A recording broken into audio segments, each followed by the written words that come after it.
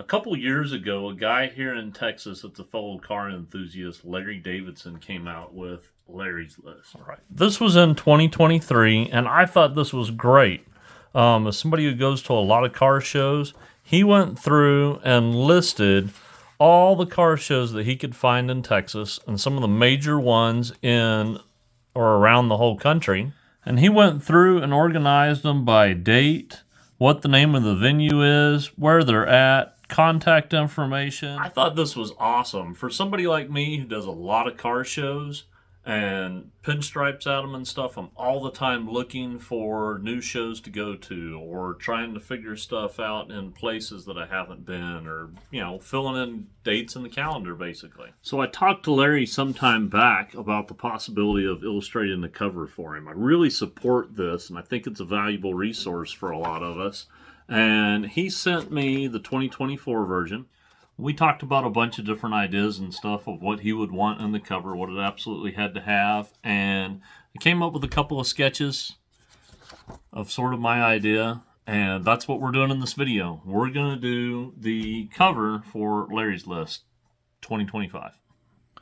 So I did something that I've done before, and I went on to Facebook and I let people know what the project was here, and I asked them to nominate their friends' vehicles, and I would work from those to make this illustration. I really did get a great response from people. I asked them to nominate somebody else, not to nominate their own vehicle, and I told them what I'm looking for is vehicles that show up at Texas car shows all the time. Ones that are like icons of the Texas car show scene. Could be trucks, could be cars, any kind, motorcycles, you name it. But stuff that we see at car shows here in Texas. So now I have the task of going through and looking at all these pictures that people sent me of their friends' cars.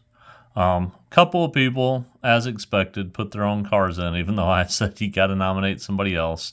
I hate to do it, but I'm going to have to disregard those ones. But I've got all these I need to go through. Like, there's a bunch. So this is going to take a little bit of time. Things even taking time to load up. So this is starting off somewhere to the last couple of prints that I made, where I had a concept. This one, all Volkswagens. This one, pre-World War II hot rods. This one, all Ford trucks.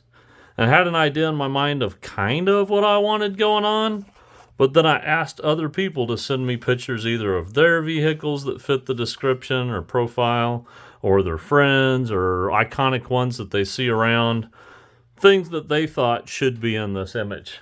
That's what we're doing for Larry's List. I start these drawings off not by looking at reference pictures, but by figuring out shapes. What do I want this drawing to look like before I know exactly what vehicle's going where? After that, I start looking at my reference pictures, picking what cars fit the shapes well, what I think works, and then start refining it and making those boxes that I've drawn look like the cars that I think will fit best in the picture in those areas. Main reason I do it this way is so that things are in the right perspective, look like they belong with each other, and don't look like somebody just cookie cut a whole bunch of pictures together that don't really fit. It makes it look like you're actually looking in on an actual scene or something. The planning part of this usually takes the most time, and right now I'm looking at these vehicles here, how they fit in our shape of Texas, the ones that I've come in here. I still have a ton on the list that was given to me. I'm trying to figure out, I think we could have one driving. I hate that these two cars are cut off as much as they are. And I don't know what the answer is to that yet. Boy, that'd be a tight squeeze in a car show to be driving that close to all this other stuff. Don't know that anybody's really going to care looking at my illustration though. I think shape-wise, if I put something here that's long and low, then we don't cover up too much of those. There was a 59 Buick that somebody sent in, but I think they sent in their own car, so I'm probably not going to use it. That would have been good. All right, I think I found one that fits into this shape or into this space on here. But the thing is, in doing this, I'm trying to pull from all the stuff that people sent me. which I can't put them all in here. But I'm trying to pick and choose out of those ones that represent all the different scenes or different kinds of car shows, I guess, the variety of shows we have here in Texas. I've got a van. We have a couple of small van shows. I've got a really nice custom in here. More traditional kind of custom hot rod in here. Something I think falls into the muscle car scene. Street rod scene. Classic truck scene. Got a mini truck in here. A chopper. Like a lowrider motorcycle. Vicla deal. I think I need to try and squeeze a C10 in. That's kind of a big thing. You know, we've got C10s in the park and some other shows like that.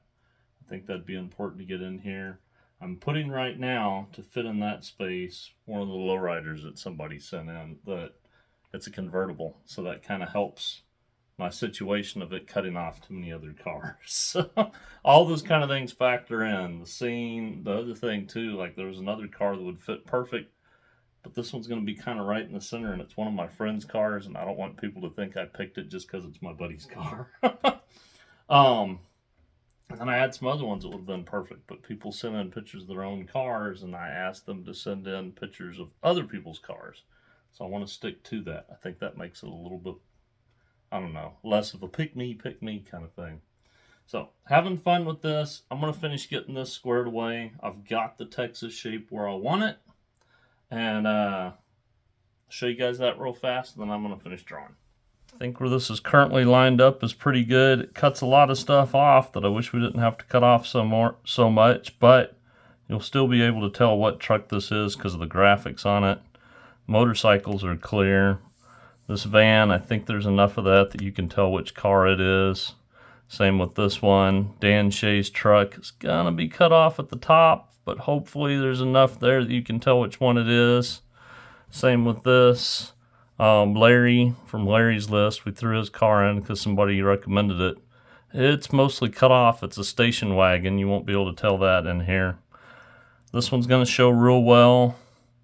We're going to have some people sitting over here under a canopy. Super common here, at least in Texas. I'm going to have to move some stuff to get it to fit into the picture a little bit more. We'll have something that'll get cut off here and something here. I mentioned I want to do probably a C10 truck. It's probably going to end up being this one up there. This right here gives you a good idea of how I start loose and then I tighten it up as I go through. And kind of work around the whole picture so it kind of always looks like it's at the same state, I guess you'd say. It's interesting that I start off with a wood pencil and then I come back to a mechanical pencil towards the end for those little lines. Pencils are all done, and I've taped a piece of bristle paper to the top of my drawing. I'm on my light table. I'm going to turn this on, kick my lights off. Oh, my light table's not coming on. There it is. Now I can see to ink this. All right, with my light table on my bristle paper over, as I push this down, I can see good enough to ink on here. All right, and for this, I'm just using micron pens, bunch of different sizes. I like to use the skinniest ones for my fine details and the fatter ones for outlines, but at the same time, bigger lines at the stuff that's closest to you, and as it gets farther in the picture, I let the lines get skinnier and skinnier. I think the reason that I like doing these kind of illustrations more than any of the other kinds of art that I do is I get to create a little world, and that world is based off of experiences and stuff that I've had, doing the things I'm passionate about and the things I know other people are. Getting to represent their stuff, their passions, and their scenes and stuff I think is really kind of neat. It's also kind of fun to get to sit there and draw with my son, which I'm glad he enjoys it too. And so the last step on this drawing part here was getting some values in here, some different tones, creating a little bit more depth that way, a little bit more variety of what we're looking at, and ready for scan. Rip this off real quick. Okay, I'm getting ready to start the back cover of this. I've got on my computer where I finished the front cover, but I'm going to wait towards the end to show you guys what the edited version that looks like. My artwork here, scaled to size and all to fit 11 by 15. So that's what I'm doing here. I've got an 11 by 15 panel. We're going to do a pinstripe design for the back of this. So going ahead and getting started on that.